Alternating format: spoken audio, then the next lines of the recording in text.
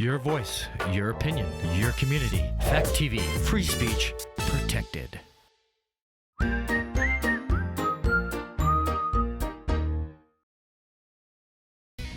news, politics, business, sports, arts, music.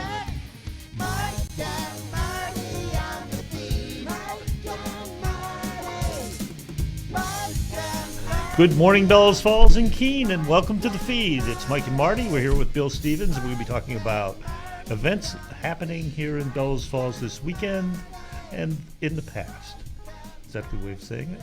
We'll leave you hanging. We'll We leave you won't tell hanging ya. with that one. But We'll first, tell Marty, you. with local Local events. This week at the Bellows Falls Opera House, and I do want to note that the movies are happening Friday, Sunday, Monday, and Tuesday, but not on Saturday. It's the movie Next Goal Wins. I don't really know anything about it, but Nope. anyway, Next Neither Goal do I. Wins. And the reason that it's not happening on Saturday is because that's the Parade of Lights. It took me a while to figure that out. But anyway, so I'm sharing it with you. The classic movie is The Polar Express. That is sponsored by Freedom Reigns Therapeutic Riding Center in Surrey, New Hampshire. So that's nice. We're getting some sponsorships from outside of Yeah, the direct it town, really is. expanding our sponsorships. So welcome, Freedom Reigns. Happening Thursday night at the Bellows Falls Opera House is the Bellows Follies, which is sponsored by both Rotary and the Wild Goose. It'll be a night at the movies is the theme. There will be recognizable songs from many movies that Very we know. recognizable songs. And a lot of talent. A lot of talent, a lot of singing. There will be a probably not recognizable but humorous skit from the Rotary Club that we're still practicing. And then there'll be a Christmas song or two in there as well. Silent auction, live auction, which we'll dabble in a little bit later. But that 7 o'clock the doors open, 7:30 it starts. Tickets are $20. You can get them online at the Bellows Falls Opera House, or you can save $2 and buy them at the door. I mean, $20. Yeah, so you have to pay the That's true. service charge.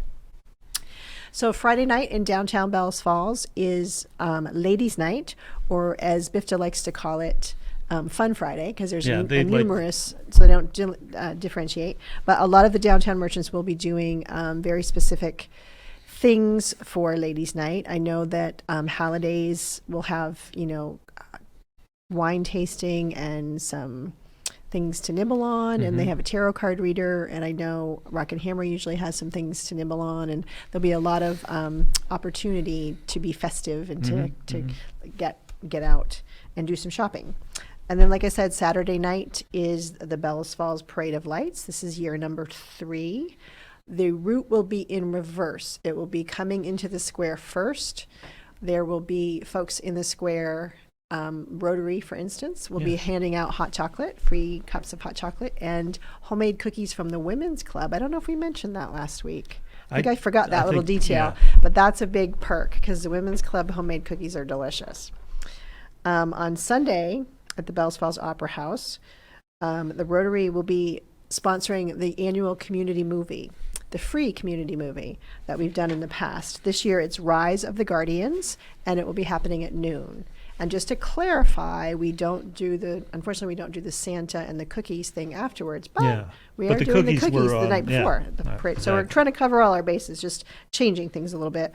So when you finish at the Opera House, you can drive out to Saxton's River, because at 2 o'clock at Main Street Arts, it is going to be the Vermont Suitcase Company coming to do a performance called Good King Wenceslas.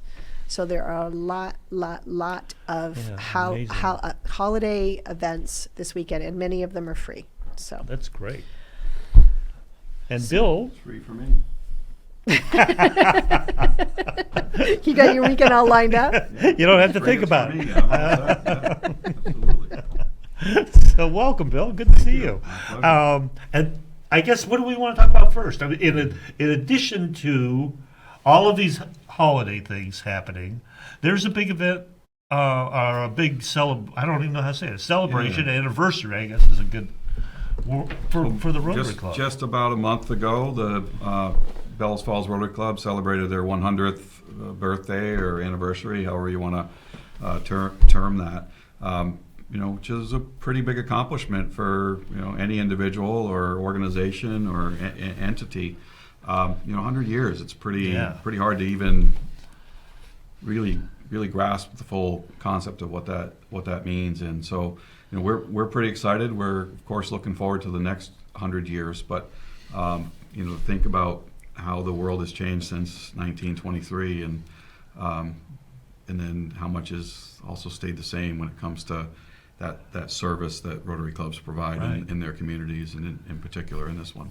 So. I happen to, since I've been working on a project with Bill about sort of celebrating the anniversary, and one of the things we did was look back through the records of, because the Rotary Club takes minutes and keeps track of everything they do. Yeah. And Marty has 100 years of boxes of stuff, of just amazing things that the Rotary Club has done over the 100 years. And part of it just got me thinking, because Marty always gets on me about my historical context, but I love historical context.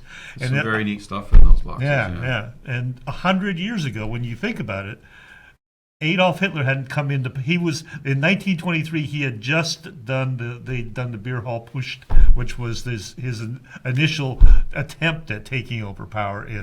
Before he even went to jail and wrote Mein Kampf. The U.S. So you're saying that 100 years ago there was a big leader that went to jail and still got elected? Oh, sorry. Yes. Hard to believe. And the Soviet Union hadn't been formed yet. That was the year that it was formed. Calvin Coolidge was president. It's just amazing, just the difference. And so very briefly, Rotary was founded in 1905 by a Chicago attorney named Paul Harris, who actually is a Vermont Academy alum. In the late 1800s. I didn't write the year down. I don't have it committed to memory, but so we have a local connection there. He grew up and spent much of his boyhood in Wallingford, Vermont, and there's still a place that we call the Little Red Schoolhouse there. That's kind of the heart and the center of our district, and it's used quite frequently for events. It's pretty small, but it holds a special meaning. And then I think after World War I, the Great War. In the beginning of the Roaring '20s, Rotary just kind of exploded in the United States, and in particular in New England. And I think the Manchester, New Hampshire club was in 1919. Rutland, Vermont was in 1921, and then they sponsored a bunch of different clubs. Rutland, I know, sponsored Claremont, which sponsored Bellows Falls, and that was kind of the path from 21, 22. 23, and the Bellows Falls Club sponsored the Brattleboro Club sometime in the 1950s. So it was 30 years later that Rotary came to Brattleboro from Bellows Falls, which is kind of intriguing. Yes, it is. That's interesting that the Bellows Falls Club was formed before, being a smaller township, was formed before. And then sometime in the late 80s or early 90s, Brattleboro sponsored a second club in Brattleboro that still exists today, the Brattleboro Sunrise, who then in I think the early 2000s sponsored a club in Deerfield Valley, Dover, and so it's kind of interesting to see the webs and the roots that come down these trees. But can you speak a little bit about Rotary in general and how the different, because you keep using the word district, and then can you talk about the direct line from clubs to district to zone to international? Yeah, I mean Rotary International is the global entity that we all operate under, and in over 200 countries, 36,000 clubs, I think, worldwide, 1.4 million members. But directly above at the club level, in our district is Southern Vermont, Southern New Hampshire, just the other side of Manchester, not quite to the seacoast, up to the Lakes region.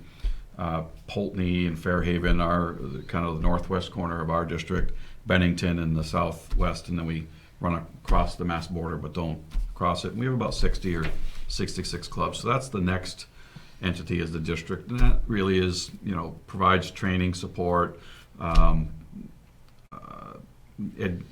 education, some fiscal assistance, things upon those natures, and helps keep clubs that are geographically aligned, maybe working in the similar directions. Clubs have almost complete autonomy to do within the law what they would like to do, and but the district provides that largely training and some financial support and education mostly. So above that is zones, and we don't need to spend a lot of time there, but the zones have a number of districts inside them, and then those zones would elect a director. So there's 17 people on the board of directors that each cover 2 zones. So there's 34 zones around the world. I just think it's important for people to realize the global reach. I mean, you think of the Bellows Falls Rotary Club and everything that we do, but you also have everything that district does. You have at zone level, and then you have international level. So when you are a part of Rotary,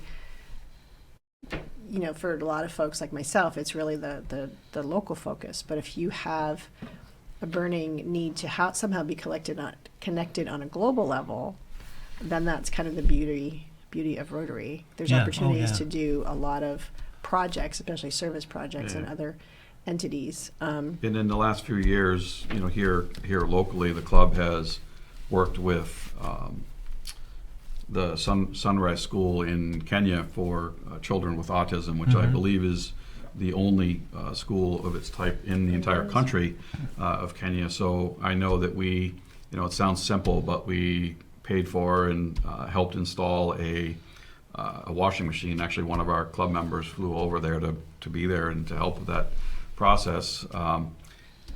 But that enabled them to do some things and raise some money on their own that they didn't have the ability to do before. Very recently, we allocated, I think, $5,000 towards a solar project because one of their struggles is keeping power. So this will enable them to create some of their own and store it and have power available for when those times that the regular power is not available. So a lot of things. We've provided administrative support for that. I know there's club members that have traveled on Rotary projects to El Salvador in the past.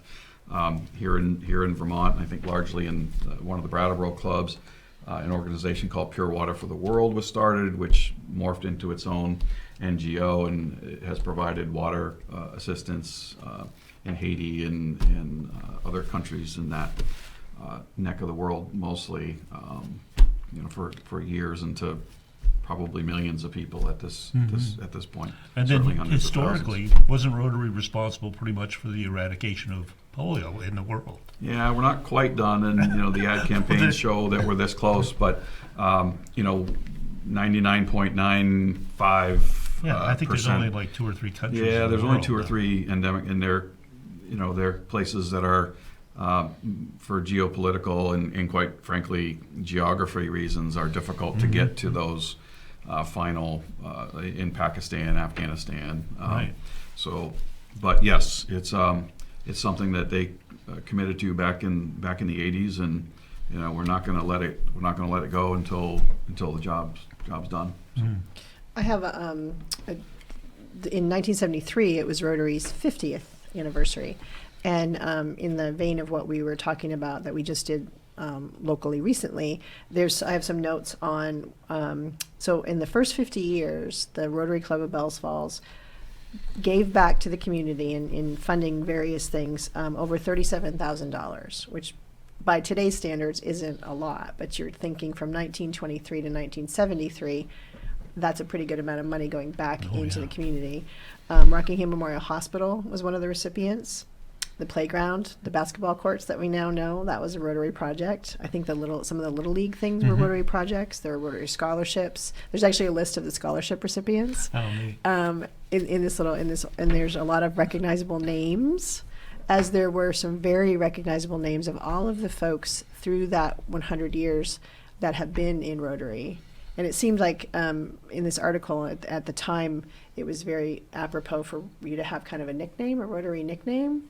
It's because it will list like Lincoln Duvall, and then it'll put in a highlight link, and Hilton Holland was listed as just Hilt, so everybody had a Rotary nickname, which I thought was kind of interesting. Yeah, for a long time, you were fined if you referred to somebody by a professional title or a formal title, and you certainly, like, if you were a member of the club, you would not have called, no matter how much respect you might have had for Hilton Holland, you would not have called him Mr. Holland, which everybody grew up being accustomed to calling him Mr. Holland, you had to refer to him as Hilt or Hilton. It was just a way to kind of force that Camaraderie, relaxed yeah. camaraderie, right? Yeah.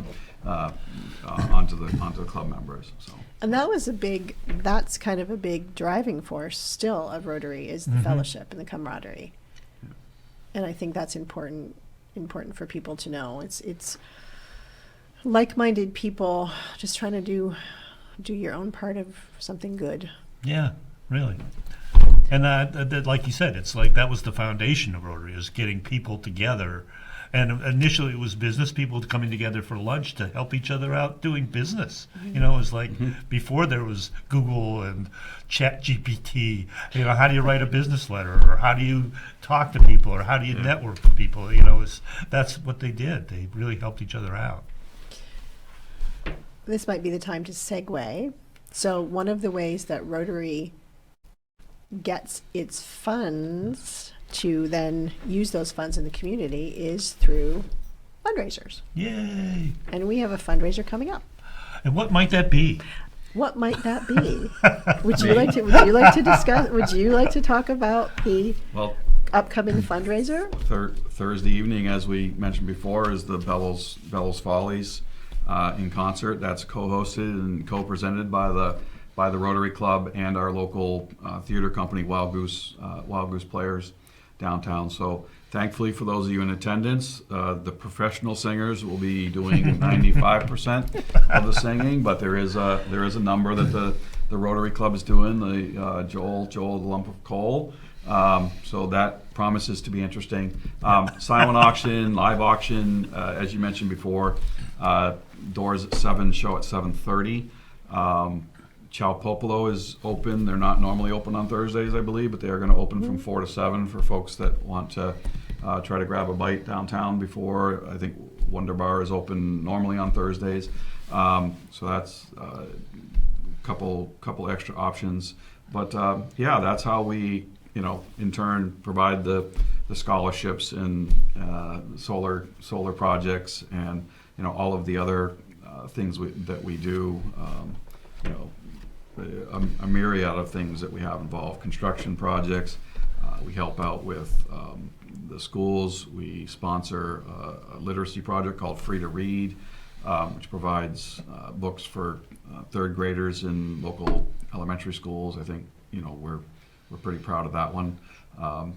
It promises to be a great event, and lots of opportunities for you to support the club. So. Yeah, and so for the price of admission, $20. You can choose to bid on silent auction items or live auction items, or just come for the entertainment. Yeah. And those monies that I think it's important to know for people to know that none of the money that we raise in any fundraiser goes to administration. It always goes back into community projects, whether it be directly funding a project, or oftentimes it's the sweat equity as well. It's maybe buying materials for a project and construction project like the bench. We recently replaced the bench at the library. We've done, and I say we in the collective because it's not been me. Not been me doing those. The diaper project at Parks Place, and that tied in support from kind of the higher levels of Rotary, and that we utilized some monies that were available from a district grant on a match basis. So our $1,000 for diapers and wipes to help fill the diaper bank at Parks Place was multiplied by 2. So those types of things are available from the bigger picture, and some of those global projects, they don't all meet the criteria for the match, but some of those get even more than 2x match. So it's a wonderful organization, and I mean it's survived 118 years and 100 years in Bellows Falls for a reason, right?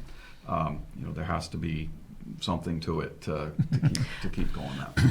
The interesting thing, I think you and I had this discussion, it was very difficult, even though I had all those history, like minutes and things, all of the history in those boxes in my office, it was really hard to find evidence of where the service projects. Right. First of all, now we take pictures and videos of everything that we do and we promote them. But back then it was Rotary actually in the first probably at least I would say up until recently, Rotary operated fairly quietly. On purpose, Yeah. I think it was designed to be largely, not quite anonymous, but close to that. You know, you did the service because it was the right thing to do. Right.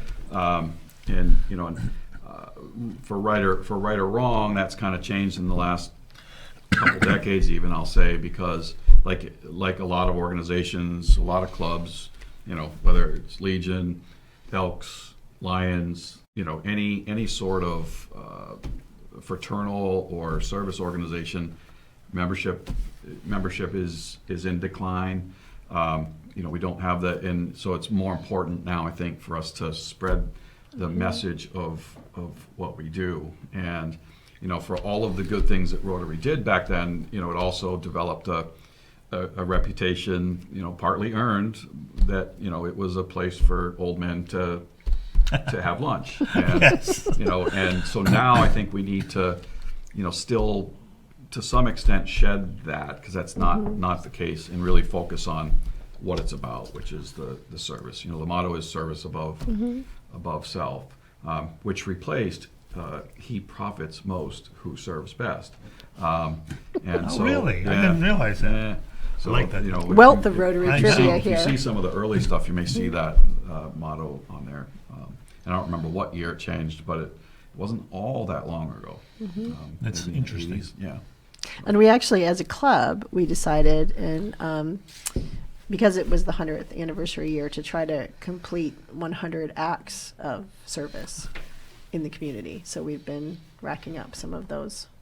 Yeah, we struggled with how to count them. Like categorize it, 100 specific service projects is kind of hard, you know. And then if we just counted everything that all of our members do, we were going to blast way through 100. But you know, I do have. If you have a minute, I have some examples of some of the things we that, do. that we've done.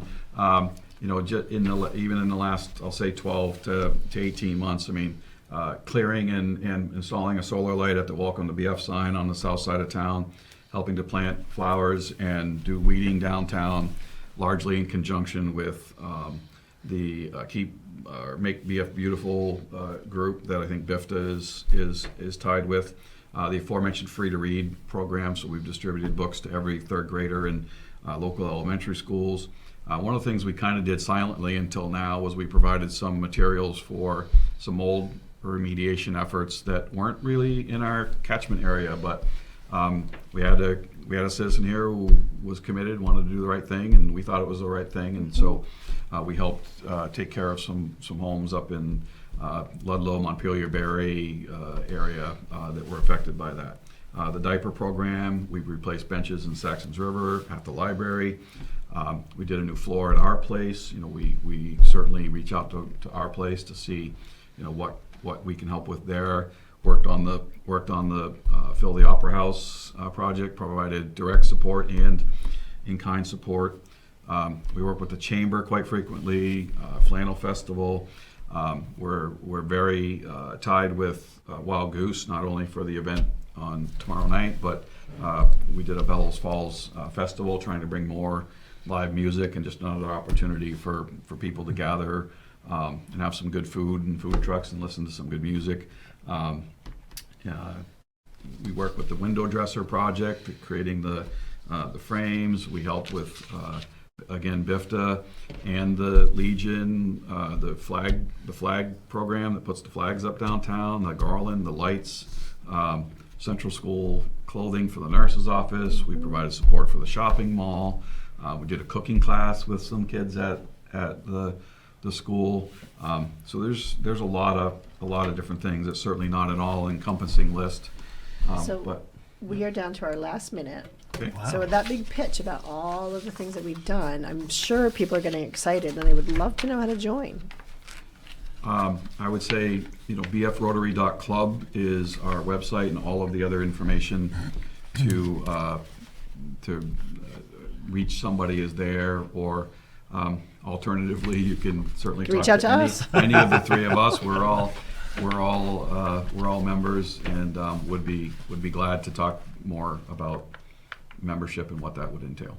Wonderful. And you're sort of hiding your light under the basket, but why do you know so much about Rotary? What have you done in Rotary in the past? And what will you be doing in the future? 16-year member, and I've been a president of 2 different clubs. I started in Keene, and when my work moved to Bellows Falls, I moved my membership here. I've been a long time assistant governor for the district, but July 1st, so right now I'm district governor-elect, so I will be the district governor come July 1st. So. There you go. Perfect Congratulations. timing. Perfect timing. So if you want to support Rotary, please come out to the Holly Jolly Folly, the Yes. Bellows Folly. Sorry. Yep. And really, it's amazing talent too. I went through to the rehearsal on Sunday, and holy cow, it's so good. And if you're lucky, maybe we'll wear our costumes next week on the food. Okay. Bye, community. Bye, community. See you. Local news, politics, business, sports, arts, music. Mike and Marty on the beat. Mike and Marty. Mike and